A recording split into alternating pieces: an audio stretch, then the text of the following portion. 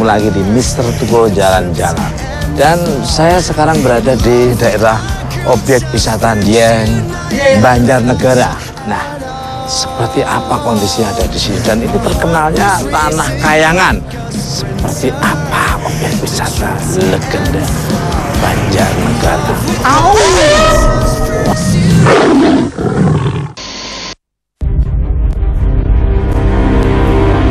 Dataran tinggi Dieng merupakan kawasan vulkanik aktif yang termasuk wilayah Kabupaten Banjarnegara dan Kabupaten Wonosobo.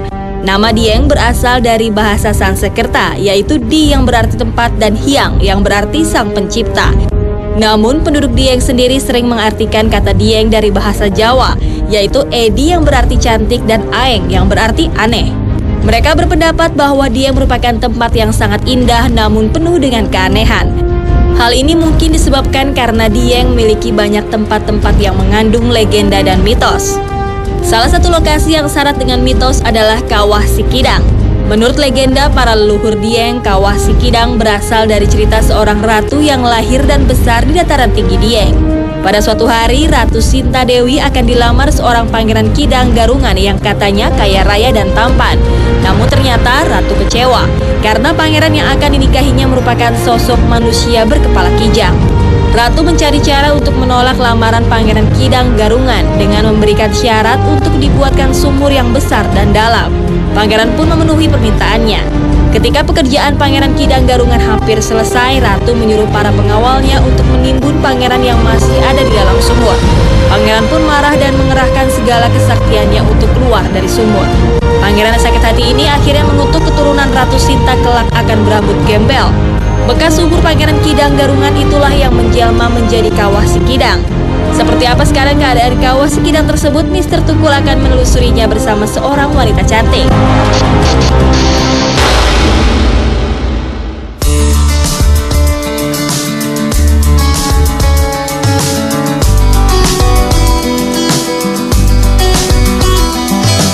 It is so easy to see dysfunction between you and me.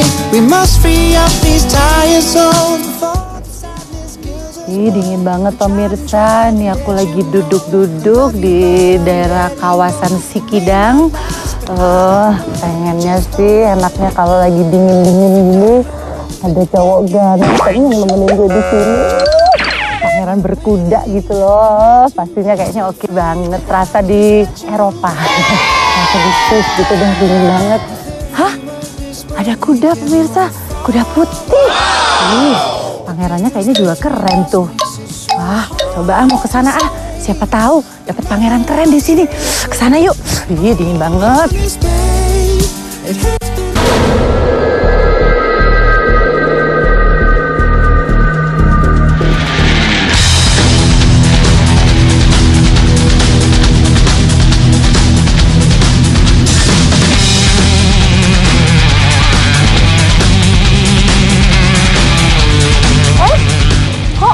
Tukul toh? Ya ampun, Turun, ya? kirain tadi siapa? Kirain tadi siapa? Ya Allah, bisa turun nggak Mas? Aduh, berembang. Loh, kamu ngapain di Loh, sini? Mas Tukul, jalan-jalan dong. Nanti Mas Tukul aja yang bisa jalan-jalan. Lah, Suka ini apa? Pengen lihat pemandangan di sini. Luar biasa, memang sangat amazing sekali ya. Keren, Pokoknya kan? kalau kamu sendirian, kamu nanti tak ajak jalan-jalan ke sekitar di daerah Dieng. Iya.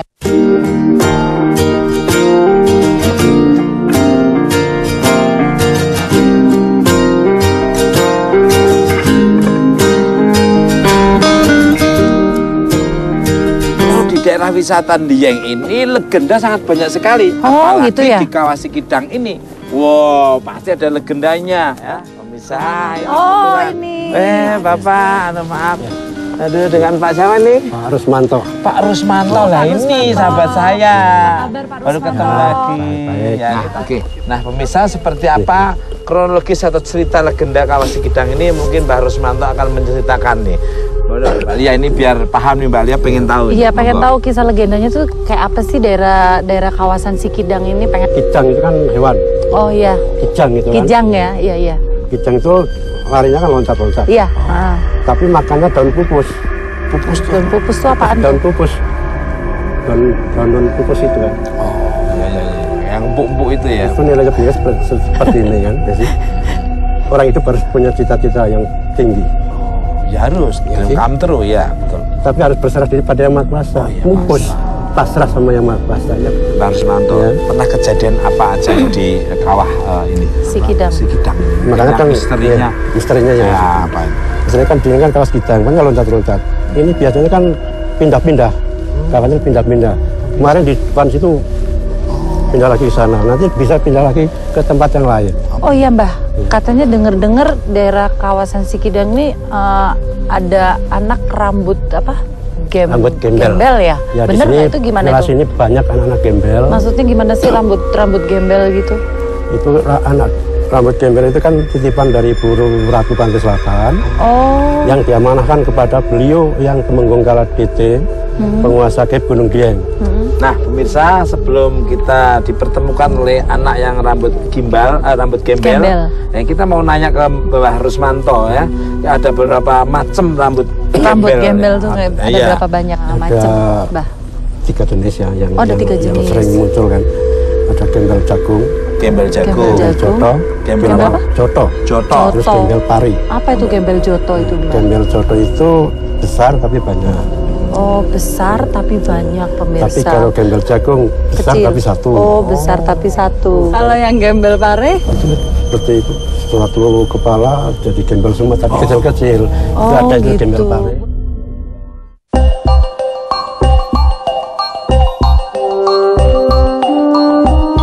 Legenda anak rambut gimbal atau yang disebut gembel oleh masyarakat Dieng memiliki beberapa versi. Salah satunya adalah legenda yang berhubungan dengan kawah Sikidang. Versi lainnya yang lebih umum dipercaya oleh masyarakat Dieng adalah rambut gimbal yang tumbuh pada kepala anak-anak Dieng merupakan titipan Kiai Kolodete yang berambut gimbal. Kiai Kolodete adalah nenek moyang Dieng yang pertama kali membuka daerah Dieng sehingga menjadi sebuah desa. Beliau bersumpah tidak akan mandi dan memotong rambutnya sebelum desa yang dibukanya menjadi makmur. Jika keinginannya terkabul, ia akan menitiskan rohnya pada anak-anak Dieng yang baru lahir atau yang baru mulai berjalan. Fenomena anak rambut gimbal di dataran tinggi Dieng bukan disebabkan oleh faktor genetik atau turun-temurun. Mereka pun terlahir memiliki rambut normal. Tidak ada yang mengetahui kapan dan siapa yang akan terpilih menjadi rambut gembel. Namun mereka memiliki satu kesamaan, yaitu mereka akan mengalami demam tinggi dan kejang-kejang terlebih dahulu sebelum rambutnya sedikit demi sedikit terpilin sampai kelihatan seperti tidak terurus.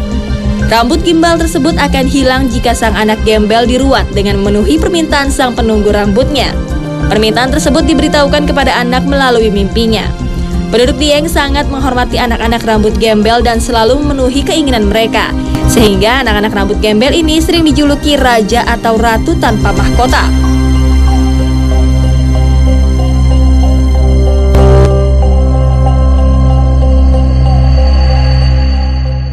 Nah, pemirsa, inilah contoh.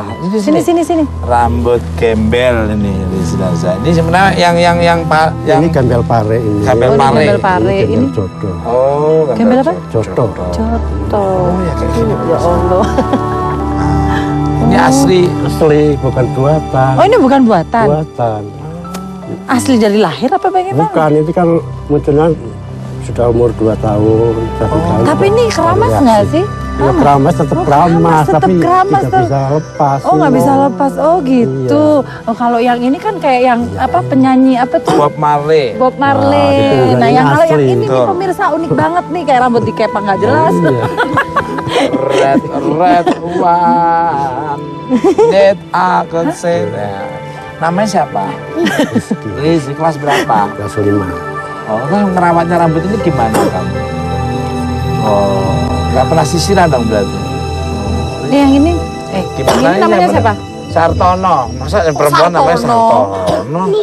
Oh, Oh, Nita. Nita, bapaknya namanya Nita, Sartono. sebelum kayak gini rambutnya tanda-tandanya emang udah begini apa gimana sih? Ini kan waktu kecil kan rambutnya gembel sempurna, tapi kalau sudah ada reaksi gembel kan sakit panas. Sakit panas sampai 3 Oh, hari. awalnya dari ya, dia sakit panas selama 3 Tapi hari. Kalau sudah gembel sudah muncul, sembuh sendiri, tidak perlu diobatin. Oh, jadi dia sakit panas selama 3 hari, sampai 7 hari, begitu rambutnya ini tumbuh, langsung gembel, sembuh sendiri. Nah, pemirsa, sepertinya kayaknya sudah mendapat informasi yang sangat luar biasa, bermanfaat oleh pemirsa di seluruh dunia nyata maupun gaib ya. Nanti bisa diambil sisi positifnya dari obrolan kita dengan Pak Rusmanto, Mbah Rusmanto dan Dek Rizky dan di sini Sartono ini. Ya. Pak Rusmanto, matur nuwun sekali atas informasinya. Salam hormat buat keluarga. Sukses, mudah-mudahan ini ditayangkan di seluruh dunia. Terima kasih, Mas Duko. Turis-turis mancanegara dari luar negeri pada hadir. Dari Eropa Ya.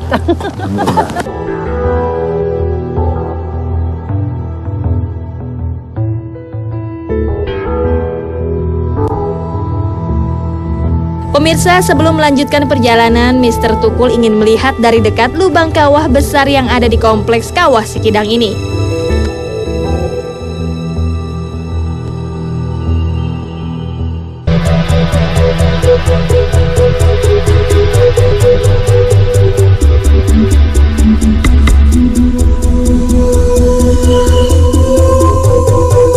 Alhamdulillah pemirsa, sekarang saya sudah berada di puncak Gunung Dieng, tepatnya di daerah Jawa Tengah.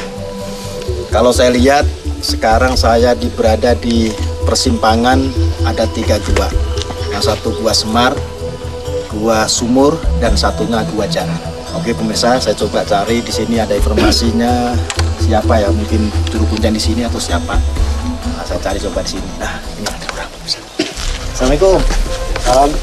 Pak siapa? Pak Rusmanto. Pak Rusmanto, Pak Sulepati dari Mr. Tukul Jalan-Jalan, Pak. Mbah, sebenarnya saya nyari Mas Tukul. Oh, tahu nggak keberadaan Mas Tukul? Tadi saya ketemu di Kawas Kidang. Kawas Kidang. Ya, Kawas Kidang. Oh, udah ketemu? Iya, sudah. Lah. Terus sekarang kok Mbah di sini, Mas Tukul di mana berarti? Saya nggak tahu tuh, lepas dari sana. Oh iya, nanti mungkin bisa ketemu lagi, Mbah ya. Benar, Mbah, saya kan ada 3 gua di sini. Ya. Saya boleh diantar ke salah satu gua mungkin dan semua nanti bisa ketemu. Ya, saya siap.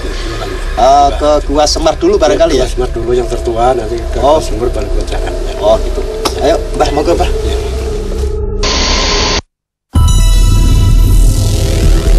Pemirsa, sementara Mr. Tukul sedang asik jalan-jalan bersama Lia Amelia, Soleh Pati yang juga berada di Dieng ingin mengunjungi kompleks goa yang sering menjadi tempat bersemedi oleh orang-orang dari seluruh Indonesia. Ada 3 goa yang terdapat dalam kompleks goa ini, yaitu Goa Semar, Goa Sumur, dan Goa Jaran. Seperti namanya, Goa Semar dipercaya sebagai tempat Kiai Lurah Semar bersemedi. Di depan mulut goa terdapat sebuah patung Semar yang dikenal sebagai pengasuh sekaligus penasehat para ksatria dalam kisah pewayangan Jawa. Karena itu goa ini digunakan orang bersemedi untuk meningkatkan kemampuan dalam memimpin. 2 mantan presiden kita pun yakni Bung Karno dan Pak Harto konon bersemedi di sini sebelum menjadi seorang presiden. Uniknya, goa yang berada di kedalaman 4 meter di dalam tanah ini memiliki rongga yang tingginya hanya kira-kira 60 cm. Untuk memasukinya, kita tidak bisa berjalan, jadi harus merangkak sambil menundukkan kepala. Berbeda dengan Goa Semar, Goa Sumur memiliki rongga yang lebih luas dan seperti namanya, di dalamnya ada sebuah sumur kecil yang airnya dipercaya dapat menyembuhkan berbagai penyakit. Air ini juga digunakan dalam upacara ruatan anak gembel untuk membersihkan rambut anak-anak gembel. Pemirsa, seperti apa penelusuran Soleh Pati di kompleks goa ini? Yuk kita ikuti bersama.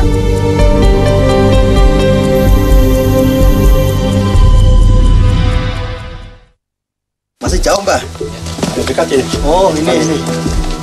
Oh, iya. Oh, ini Gua Semar, pemirsa. Oh, Dilambangkan patung Semar. Oh, filosofinya itu apa? Buat seperti ini nih perutnya. Kenapa harus gede, besar? Kan bisa menyimpan semua hal, baik itu jelek disimpan, jangan sampai diketahui orang lain. Rahasia orang. Disimpan. Kalau nggak perlu nggak usah diceritakan. Dan nggak boleh buruk sangka atau dan sebagainya seperti itu. Terus tangannya itu kan nunjuk gitu, terus tangannya satu ke kanan, satu disimpan di belakang. Oh, itu apa itu artinya? Kan menunjukkan ke arah satu kan, ada yang maha kuasa. Terus satunya harus ke belakang, nyimpen ya? Nyimpen juga. Kejelekan, kebaikan jangan sampai disimpan, jangan sampai kita dibuka kepada orang lain. Boleh kita masuk ke situ, Bah? Boleh. Cari informasi apa sebenarnya di situ, di dalam gua itu sebenarnya pemirsa pasti penasaran. Ayo ikutin perjalanan Ustaz Joko jalan-jalan.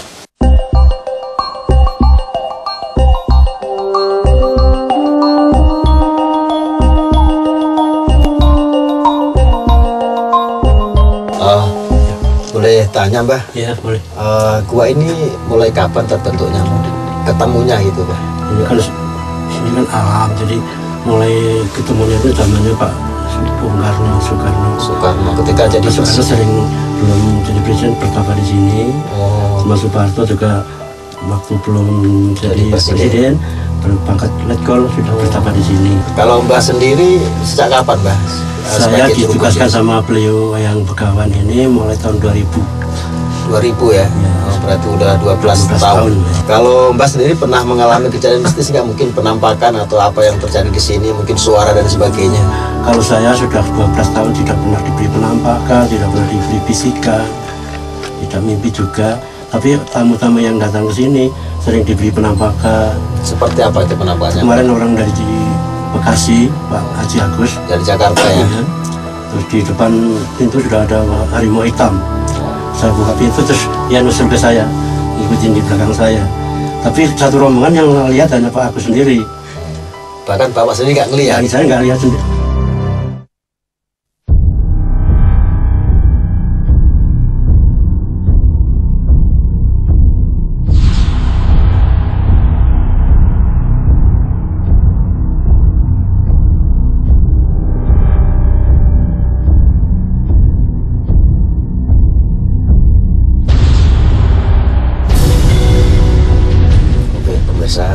Ketika saya melaksanakan atau melakukan meditasi komunikasi sama beliau, ketika itu saya seperti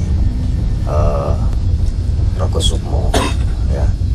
Jasad saya ada di sini, tapi mungkin saja bisa saja ya roh atau sukmo saya melayang. Dan ketika itu dalam perjalanan itu saya ada melihat ada pintu 3 ya, pintu 3, 1, 2, 3.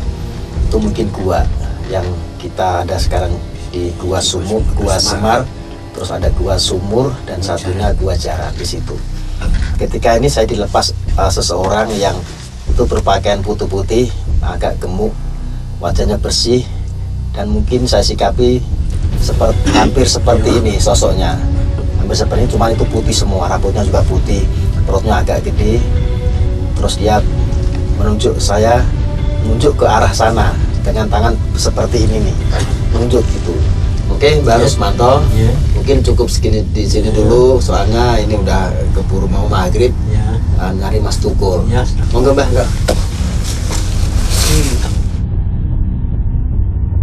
Pemirsa, setelah keluar dari Goa Semar, Soleh Pati masih penasaran dengan Goa Sumur dan ingin melakukan penelusuran dulu sebelum mencari Mr. Tukul. Kita ikuti penelusurannya yuk. Saya masih penasaran dengan Gua Sumur ini yang lokasinya masih berdekatan dengan Gua Semar tadi, kurang lebih 50 meter. Ya, ikutin.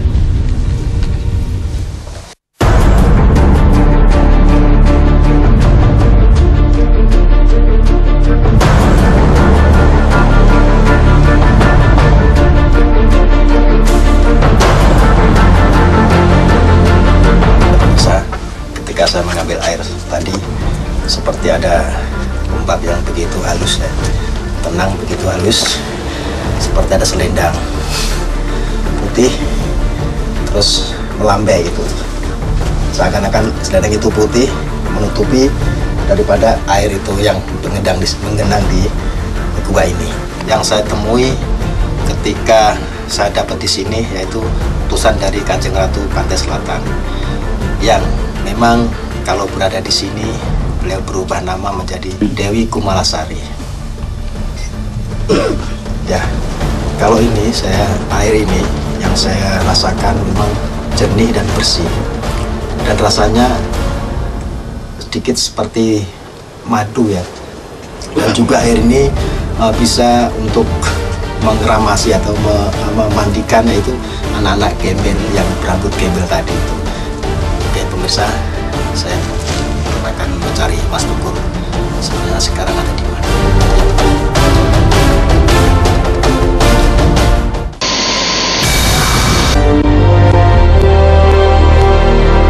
Pemirsa, di dekat kompleks goa yang tadi dikunjungi Solepati ada dua telaga yang juga memiliki legenda tersendiri bagi masyarakat Dieng. Telaga yang pertama adalah Telaga Warna. Disebut Telaga Warna karena warna air yang terlihat kadang bisa berubah-ubah. Secara ilmiah, hal itu terjadi karena air dalam Telaga Warna ini mengandung belerang, dan ketika terkena cahaya maka warnanya berubah. Mitos terjadinya Telaga Warna berasal dari seorang putri raja yang sangat sombong dan manja.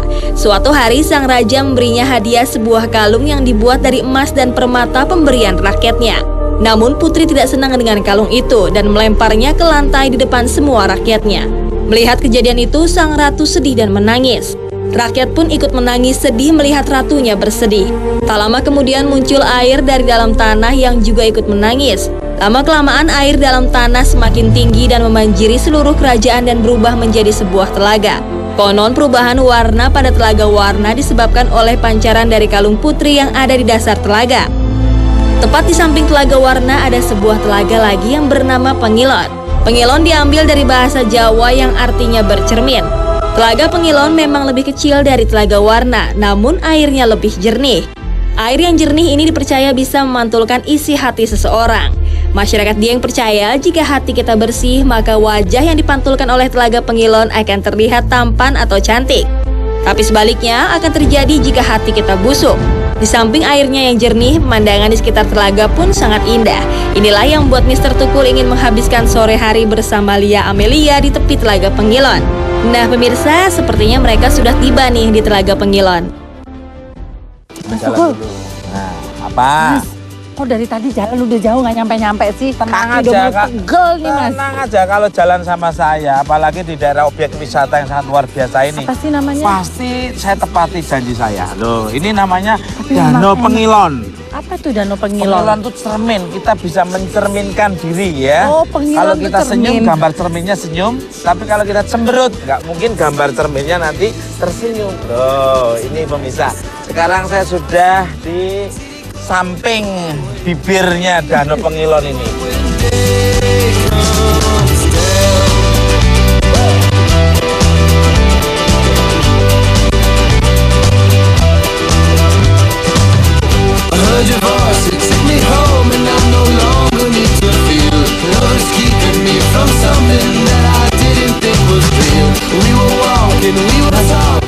Kayaknya bulan madu nginep di sini enak kali ya Mas ya. Bukan enak lagi. Tapi sepi banget nih kalau malam berduaan justru yang dengan ada. kesepian ini, kesunyian ini kita bisa menenangkan diri. Mas Tukul, Mas Tukul. Suara saya pernah kenal suara ini. Siapa ya? Saya pernah kenal suaranya, orangnya baik banget, wes baik. Kalau ketemu mesti ganggu, kalau ketemu mesti ganggu. Iya. Oh, aduh. Pak Ustadz sama si Mbak. Baru diomongin Pak Ustadz tadi. Jangan melek kalau ketemu saya lah. Pak Rusmanto, ketemu lagi. Pak Rusmanto, Pak Ustadz ini sebetulnya saudara pemirsa. Ya, satu ibu lain majikan. Ini udah menjelang maghrib. Oh, udah mau maghrib. Oh Hati-hati iya nih. bener. Suasana udah ketahuan. Nah lo, Mas Tukul sih ngajaknya jalan-jalan jauh banget sampai ke Di sini sini. ada apa Pak Rusmanto kalau suasana maghrib-maghrib seperti ini? Di sini kan ada gua semar, gua sumur. Tadi Apa itu baru maksudnya dari Gua Semar, Mas. Gua Tempat Semar. meditasi. Nah, ini tanya apa Pak Ustadz Solepati sama Pak Rusmanto, ini Telaga Pengilon itu sebetulnya apa?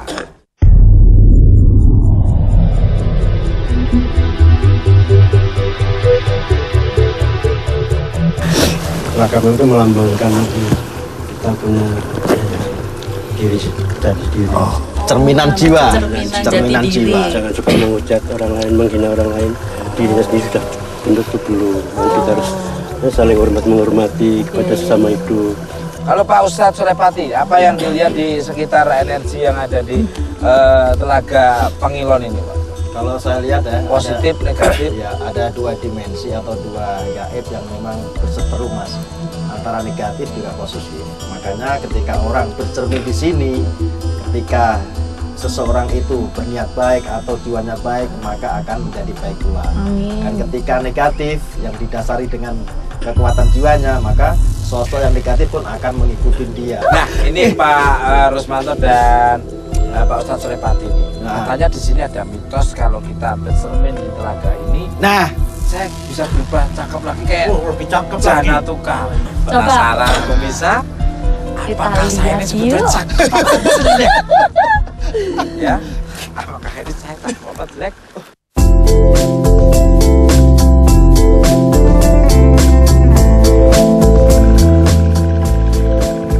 Gak pegangin mas.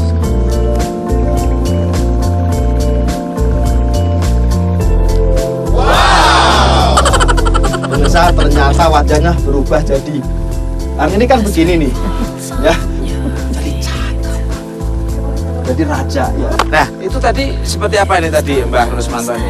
Menyikapi ketika Mas Tukul bercermin tadi. Apa itu? Wah, subhanallah. Tengku Wisnu. Mas Tukul sekarang menuju ke Sumur Jala Tunda, Bapak Ustadz. Oh gitu. Sumur apa? Sumur Jala Tunda. Apa itu Sumur Jala Tunda Nanti tuh? harus cerita di sana. Oh, Wah, penasaran nih, pasti penasaran Nah, pemirsa. pemirsa penasaran Sumur Jala Tunda itu apa? Apakah ada legenda apa? Ada sejarah apa? Dan ada apa? Dan bentuknya seperti apa? Saksikan terus Mister Tukul jalan-jalan, jangan kemana-mana. Tetap di bisa sih bersama Mbah Rusmanto, Ustadz Solfatin. Au. Wow.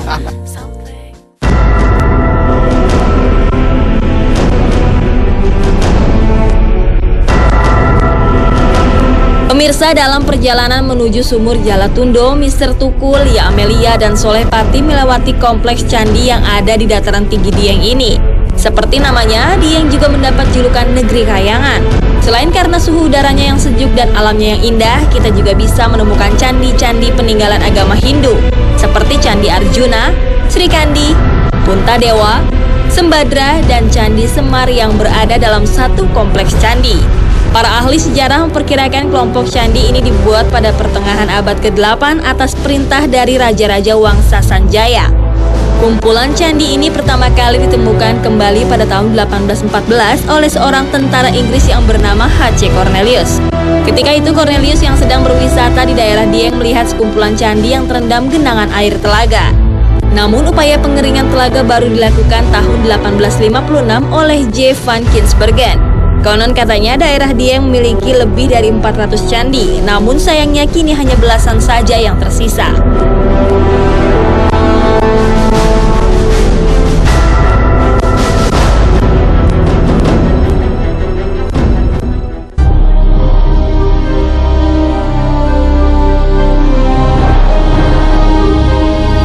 Kalau disebut sumur, mungkin kita berpikir sebuah lubang dalam yang diameternya sekitar 1 hingga 2 meter. Tapi berbeda dengan sumur yang satu ini, Sumur Jala Tunda memiliki garis tengah sepanjang 90 meter. Secara ilmiah, sumur ini terbentuk akibat gunung api yang meletus ribuan tahun yang lalu. Gunung api ini menyisakan kawah yang dalam dan berisi air. Namun menurut legenda yang dipercaya di dataran tinggi Dieng, sumur ini terbentuk karena Bima, tokoh heroik dalam pewayangan Jawa, marah dan menancapkan tumitnya ke tanah. Tanah yang terkena tumitnya inilah yang diyakini menjadi Sumur Jala Tunda sekarang. Sumur ini kemudian dipakai untuk mandi oleh anak Bima yang bernama Anantareja. Masyarakat Dieng memiliki kebiasaan melempar batu melewati sisi Sumur Jala Tunda. Barang siapa yang lemparannya berhasil melewati sisi sumur yang di depannya, maka keinginannya akan terkabul. Kisah misteri lain yang muncul di sumur ini adalah kabarnya Sumur Jala Tunda sering meminta korban setiap sewindu atau setiap 8 tahun sekali. Nah pemirsa, Mister Tukul, Lia Amelia, dan Soleh Pati akan mengungkap kebenaran mitos dan misteri yang ada di Sumur Jala Tunda ini.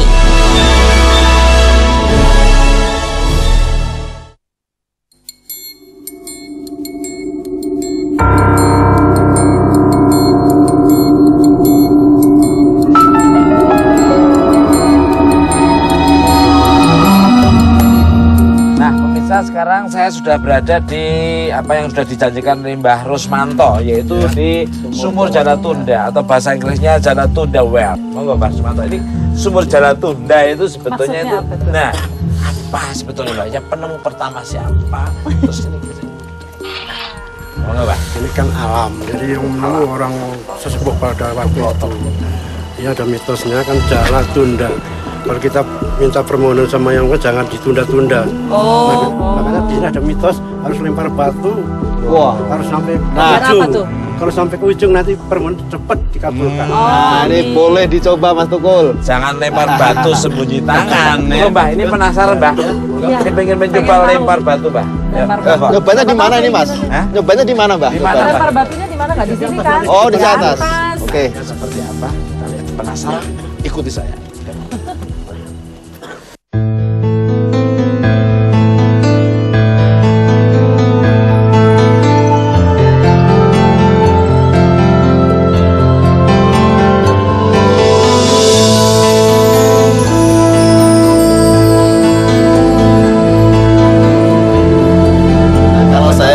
Kalau saya niat, memang bukan aja pengen sesuatu, bukan, cuman pengen nyoba. Sebenarnya memang apa yang terjadi nanti, itu aja sih niatnya, Mas. Bukan minta ini dan itu enggak. Ya. Ayo, nyampe nggak kira-kira ya? Nyampe. Hidup kan harus punya semangat. Tujuannya nyampe.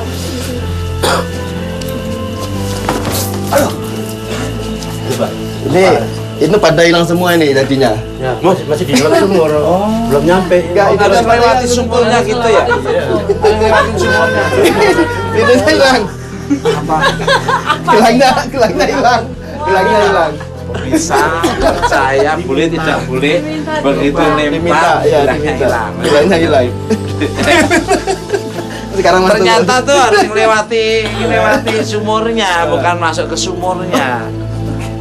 Mungkin Pak Ustadz melihat energi yang ada di sekitar sini, kekuatan apa ini yang mungkin Pak Ustadz bisa diberikan share and care kepada pemirsa seluruh jalan-jalan yang dia komunikasi sama beliau yang naga raja sama Antabuga yang sebelum Mbah Rusmanto bilang ada naga dan sebagainya, saya di sana udah ngelihat jadi seperti belalai kecil ya, panjang itu mungkin ekor yang saya lihat seperti itu. Bukan dari Mbah, bukan, demi Allah bukan. Saya melihat memang situ seperti dilingkarin ular naga gitu. Panjangnya kurang lebih 100 meter dari lingkaran itu sendiri. Makanya ketika saya melempar tadi, bukan saya minta sesuatu, bukan ya, tapi intinya saya ingin coba sampai seberapa kekuatan dari spiritual yang saya alami seperti itu. Dan ternyata memang saya harus berbagi. Ketika tasbih yang saya pakai di sini ikut ke sana, saya mengartikan bahwa ini saling membagi, saling merasakan seperti itu. Nah, kalau dari di sini ini ada cerita mistis apa kira-kira? Ada pernah kejadian cerita mistis nggak? ini biasanya kalau zaman dulu kan setiap 8 tahun sekali satu pintu kan, banyak orang yang masuk ke sini. Tentu kok bisa sampai sana apa jalan sendiri? Nah itu anaknya kan seperti itu. Kemarin ada orang tua sudah umur 80 tahun, kok bisa masuk ke sana? Ada jalan menuju ke sana atau gimana? Jalannya ada, tapi kalau orang udah tua seperti itu masa tahu jalan? Nah itu kan kelihatannya ke jalan seperti biasa. Tapi setiap 8 tahun. Setiap biasanya. Kalau sekarang 2 tahun 3 kali sudah ada masuk ke situ. Itu sih. Ya Ustaz, ini kayak sepertinya kok diem tiba-tiba apa ingat kalau gelangnya ke bawah sana. Enggak, memang gelang itu kan sering saya ritualin, Mas. Saya kasih asma. Ternyata di situ itu saya lihat itu ada pusaka, terus dilingkari dengan kerajaan gaib yang tembus dasar dari sumur itu, Mas. Terus biar penasaran pemirsa nanti saya visualkan lewat lukisan aja. Mbah Rusmanto, kita sambil nunggu Pak Ustadz Sulepati untuk mau visualkan kemampuannya untuk melukis dan gambarnya seperti apa. Penasaran pemirsa? Jangan kemana-mana. Jauh. Pemirsa itu kalau jalan-jalan seperti apa sosok gambar yang ada di sumur Jalatunda ini.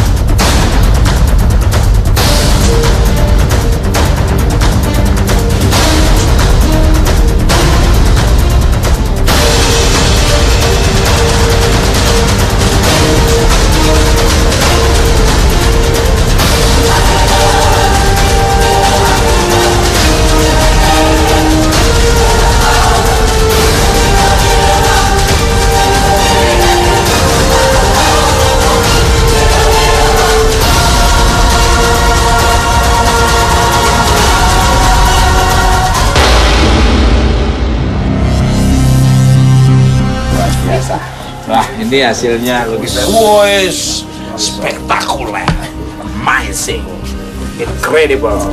Monggo Pak Ustadz Slepati mungkin bisa menjelaskan, menjabarkan di pemirsa di rumah maupun dimanapun Anda berada, inilah gambaran visual ya. Nah, jadi kalau saya lihat ketika saya meditasi sebelum melukis tadi, saya sempat terkecoh Mas. Ketika ada sinar, saya lihat itu pusaka, tapi ternyata itu mustika yang seperti batu walam gitu, warna hijau keemasan, pokoknya warna bersinar banget. Dan ketika saya melempar sesuatu dan sengaja memang saya nggak minta sesuatu, yaitu mustika saya yang ada di sini juga mungkin tergabung dari kekuatan mereka, tapi saya ikhlaskan, mudah-mudahan jadi kesinambungan manfaat buat lingkungan sini, mungkin sumur seperti ini. Ini ada suara yang Ya, biasa. biasa. Jadi pemirsa tanpa disadari tiba-tiba ada suara kotak. Kemudian di tengah-tengah dari sumur itu ada kerajaan gaib yang itu apa namanya ini Mas? Kalau istana. Istana itu ada tiga itu. Istana. Itu mungkin menunjukkan sesuatu yang mungkin Bapak Arus tadi mungkin menjelaskan kenapa harus tiga seperti itu. Saya lihat seperti itu. Dan dilingkari dari kerajaan itu sendiri dari singgasana dilingkari ular yang menjaga wilayah sini, dan mereka semua menjaga dengan kekuatan masing-masing. Wah, gitu ya. Nah, pemirsa, ini penjelasan dari Pak Ustadz Slepati. Ya, sekarang beliaunya ini tuan rumahnya ini mungkin bisa menjabarkan. Ini tapi maaf, ini mulai redup ini suasananya. Barangkali ini kita nggak boleh lama-lama di sini. Monggo, Mbak Ros, tolong dipersingkat aja nih. Gimana nih? Ini kan kerajaan ya. Iya. Ini yang menjadi raja di sini ada tiga. Yang naga raja, yang di Kulon Antabuga, sama Ibu Nagagini. Yang raja. Benar Mas ya. Bisa karena cuaca seperti apa yang dikatakan Pak Ustadz Slepati, kayaknya sudah harus kita berkemas-kemas, harus buru-buru. Nah, pokoknya semua kekuatan yang tidak bisa tertandingi adalah kekuatan dari Allah Subhanahu wa Ta'ala. Jadi ambil sisi positif dari tontonan ini, yang negatif jangan diambil. Tonton terus Mr. Tuko Jalan-Jalan, tunggu di tempat yang berbeda dengan suasana yang berbeda, dengan energi yang berbeda pula. Sampai ketemu lagi di Mr. Tukul Jalan-Jalan hanya di Trans 7. Wow.